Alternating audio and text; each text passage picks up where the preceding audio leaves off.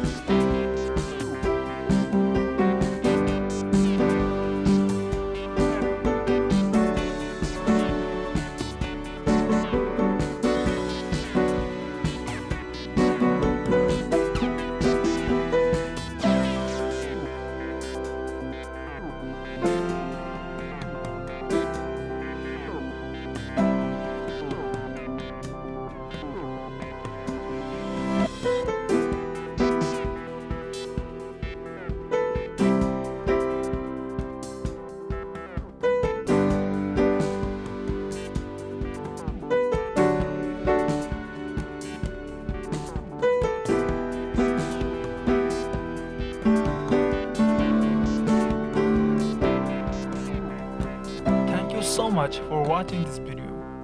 To get more updates, please subscribe to our channel and press the bell icon.